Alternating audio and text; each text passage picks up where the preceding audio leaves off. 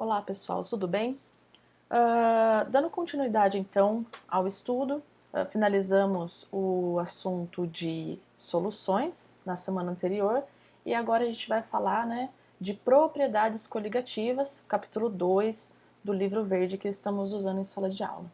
Então, primeiro, o que são propriedades coligativas? Então, quando a gente vai falar de propriedades, eu estou falando de características. Então, a gente vai fazer um estudo de características de substâncias quando elas estão em sua forma pura e o que acontece com essas características, com essas propriedades, quando essa substância é misturada a uma outra, quando eu tenho uma solução.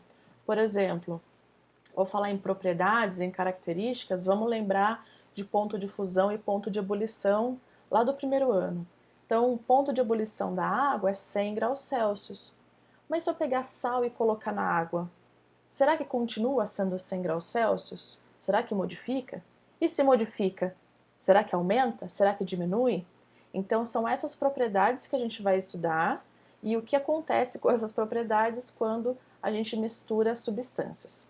Beleza? Então, para começar a falar de propriedades coligativas, antes de estudar o que acontece com essas propriedades, a gente precisa rever alguns conceitos e aprender outros conceitos para dar base para o estudo das propriedades coligativas. Então, o primeiro ponto que a gente tem que relembrar aqui é a mudança de estado físico, mudança de estado de agregação. Então, aqui nesse gráfico, provavelmente vocês viram isso bastante desde a oitava série, depois do primeiro ano, onde mostra o que acontece com a minha substância desde lá do estado sólido, conforme ela vai aquecendo e suas mudanças de estado físico. Então, se eu começo uma substância a uma determinada temperatura, ela está no estado sólido, eu aumento a temperatura, eu chego aqui no gráfico onde a gente enxerga um patamar sendo formado, que é onde ocorre a fusão, e durante a fusão vai coexistir os dois estados físicos ao mesmo tempo, sólido e líquido. Depois que a fusão acaba, ou seja, todo sólido já passou a líquido, eu tenho um momento aqui em que a substância está só no estado líquido, e se eu continuo aquecendo, eu chego num outro patamar, que é onde está acontecendo a ebulição, onde o líquido está passando para o vapor. Enquanto está acontecendo essa transformação, eu também tenho coexistindo os dois estados físicos, tá certo? E eu só continuo aumentando a temperatura e a temperatura volta a subir só depois que todo o líquido se passou a vapor. Então eu tenho aqui nesse momento aqui de cima a ebulição acontecendo e nesse primeiro patamar aqui de baixo nós temos a fusão.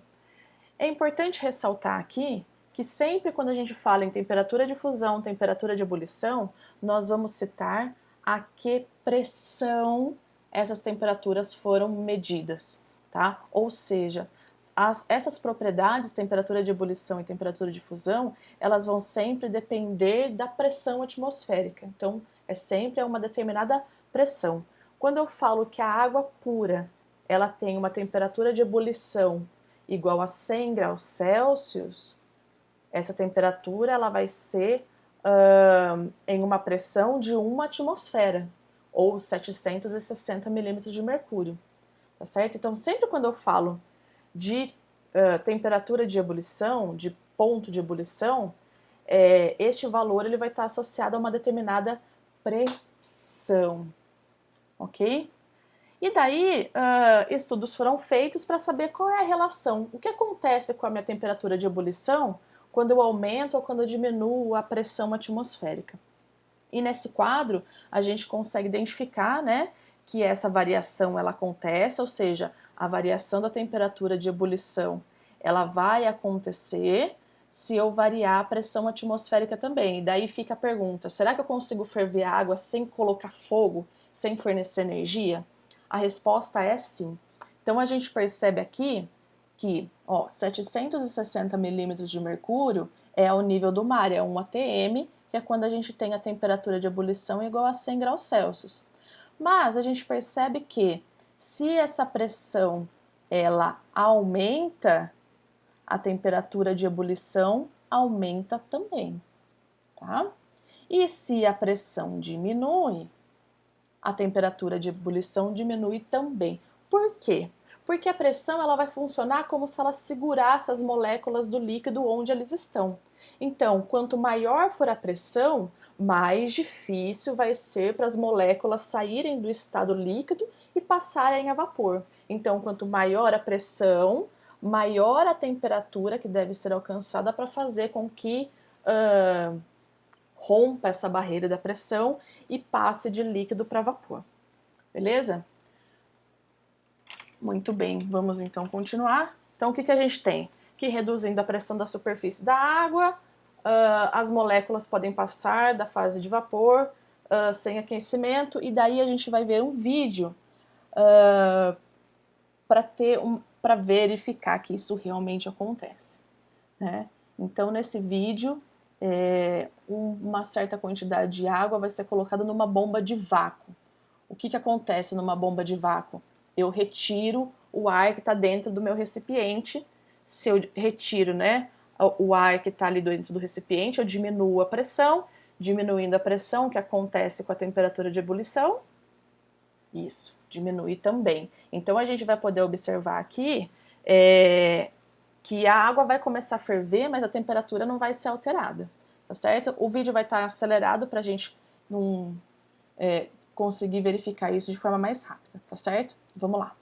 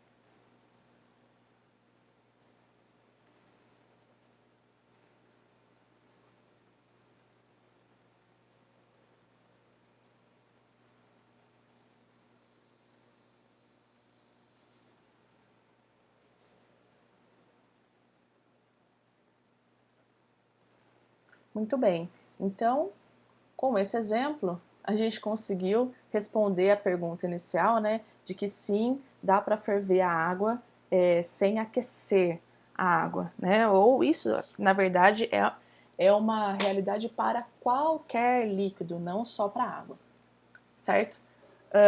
Então, o que a gente percebeu lá? Diminuiu a pressão interna no recipiente, diminuiu a pressão, a água entra em ebulição, ok?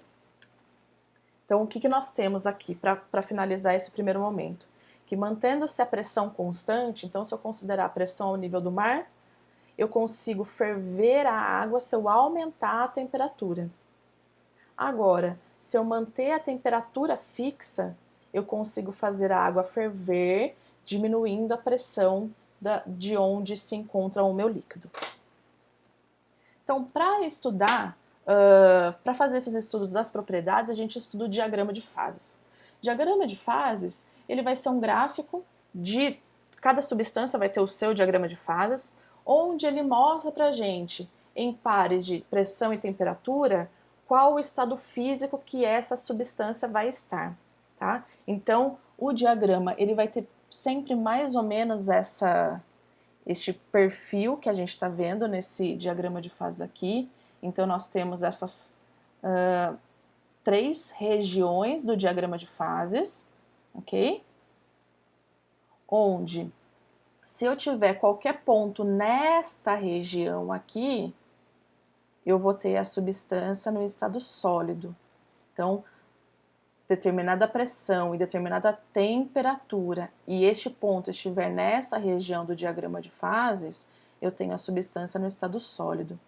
Se eu tiver um ponto, uma determinada pressão e determinada temperatura, em que esse ponto esteja nessa região aqui do gráfico, eu vou ter a substância no estado gasoso. E se eu tiver uma determinada pressão e determinada temperatura, onde esse ponto esteja nesta região, eu vou ter a minha substância no estado líquido. E se eu tiver um ponto sob a curva, que separa essas duas regiões, eu vou ter uma mudança de estado. Então aqui, ó, qualquer ponto que esteja nessa região do gráfico, em cima dessa região do gráfico, em cima da linha, eu vou ter a mudança do sólido para o líquido, ou seja, eu vou ter a fusão, ok? Se eu tiver um ponto, qualquer ponto que esteja sob essa região aqui do gráfico, pontos em cima dessa linha, eu vou ter a mudança de estado físico do líquido para o gasoso, ou seja, ebulição. E nessa região aqui de baixo, se eu tiver qualquer ponto sob essa curva aqui, essa parte do gráfico, eu vou ter a mudança do estado físico do sólido para o gasoso, ou seja, sublimação. Lembrando que quando eu tenho um ponto sob a curva, vai ser semelhante ao patamar do primeiro gráfico que a gente viu lá no começo, tá? Então eu tenho coexistindo as duas fases ao mesmo tempo. Então nesse ponto aqui, eu tenho coexistindo, ou qualquer ponto em cima dessa curva, eu tenho coexistindo sólido mais líquido, que é o que acontece durante a fusão. Se eu tiver nesse ponto aqui, ou qualquer ponto em cima dessa curva, eu vou ter coexistindo líquido e gasoso ao mesmo tempo. E se eu tiver qualquer ponto em cima dessa curva, eu vou ter coexistindo sólido e gasoso ao mesmo tempo, tá? E daí no gráfico, no diagrama de fases, a gente vai ter um ponto de intersecção, onde se encontram essas três regiões, que é o que a gente chama de ponto triplo, que vai ser um ponto onde eu tenho uma determinada pressão e temperatura, onde eu tenho coexistindo os três estados físicos, ok? Esse diagrama ele vai ser específico para cada substância. Então a água ela tem o seu diagrama de fase. Se eu falar de qualquer outro solvente, qualquer outra substância pura, eu vou ter o seu diagrama de fases e de misturas, né? Também. E a gente vai estudar bastante o diagrama de fases, então é de extrema importância vocês entenderem para poder utilizar ele da melhor maneira, certo? Então, você tendo, né, só finalizando, qualquer valor de pressão e temperatura, a gente acha um ponto no gráfico e eu consigo identificar qual o estado físico da minha substância naquela determinada pressão e temperatura, ok? Então, vamos lá um exemplo. Então, esse aqui é o diagrama de fases da água, tá? Então, eu fixando aqui a pressão a 1 atm ou 760 milímetros de mercúrio, ou ainda 101,3 kPa, que é a pressão atmosférica ao nível do mar, eu tenho aqui, ó, então, 1 atm. Lembra do slide anterior? Essa parte rosa é sólida, a parte azul é líquida e a amarela é gasosa. Então, olha o que eu tenho aqui, o ponto em cima da curva da transformação do sólido para o líquido a 1 atm, a temperatura de 0 graus Celsius, que é o ponto de fusão da água, ok? Aqui, se eu vier a 25 graus Celsius, o meu ponto, e a 1 atm, o meu ponto vai estar em cima da região azul, ou seja, a 25 graus Celsius, a água ela vai estar no estado líquido, que está nessa região aqui. Já se eu continuar aqui nessa linha tracejada e chegar na próxima linha do meu gráfico, eu chego aqui na transformação do líquido para o gasoso. A 1 atm, eu tenho que essa temperatura vai ser de 100 graus Celsius, que é quando ocorre a ebulição da água. E se eu tiver temperaturas superiores a 100 graus Celsius a essa pressão, a minha água vai estar no estado de vapor, que daí eu vou encontrar pontos nessa região amarela do gráfico do diagrama de fases, tá certo? Então aqui eu consigo identificar várias situações. Ah, aqui eu tô na praia, por exemplo, né? Eu vim para Limeira, onde eu tô numa altitude maior. A altitude maior, a pressão é menor. Se a pressão é menor, olha aqui, onde que eu vou ter o ponto da ebulição? Numa temperatura menor que 100 graus Celsius, tá certo? Ah, eu tô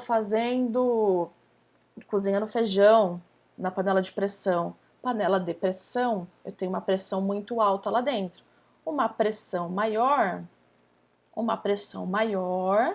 olha só, vamos lá olhar a ebulição. Eu vou ter um ponto de ebulição maior, tá? Justificando por que a panela de pressão cozinha mais rápido. Vamos ver isso agora no próximo slide, esses exemplos. Olha só, então aqui eu tenho o mesmo diagrama de fases da água, tá? No caso, estou falando aqui da água pura. Aqui eu tenho valores diferentes de pressão e aqui eu tenho valores de pontos de ebulição da água em diferentes pressões. Então aqui, 101,3 kPa, eu vou ter, olha aqui, ó, o ponto em cima da curva. Eu vou ter a temperatura de ebulição igual a 100. Se eu estou cozinhando feijão na panela de pressão, a pressão vai ser maior lá dentro, tá? Por isso que ela é toda fechada, tem aquela borrachinha para vedar, para todo o vapor que estiver sendo produzido dentro da panela ficar dentro da panela e fazer com que essa pressão seja bastante elevada. Aumento a pressão, olha para onde vai a minha temperatura de ebulição. Vai lá para 120. Por isso que a panela de pressão cozinha mais rápido, porque eu vou ter a minha água no estado líquido, numa temperatura acima de 100 graus. Logo, ela vai conseguir cozinhar os alimentos de uma forma muito mais rápida, ok? Então, aqui, ao nível do mar, eu estou na praia, vim para São Paulo, para Limeira, maiores altitudes, menor pressão atmosférica. Ó, menor pressão atmosférica, eu vou ter menores temperaturas de ebulição, certo? Então, o que a gente tem aqui, né? Concluindo nessa análise do diagrama de fases da água pura, que quanto maior a pressão, maior a temperatura de ebulição ou vice-versa, que foi a que a gente viu lá no comecinho, tá? E quanto maior a altitude, menor a pressão atmosférica. Bom, então, maior altitude, menor pressão atmosférica, menor temperatura de ebulição, ok? Então, a gente fica por aqui. Então, essa é uma introdução às propriedades coligativas. Vocês farão os exercícios que eu vou deixar relatado quais as páginas lá na atividade para vocês. Vejam o vídeo, façam os exercícios e qualquer dúvida é só escrever. E na quinta-feira a gente tem a nossa live para tirar dúvidas, ok? Obrigada, pessoal, e até mais.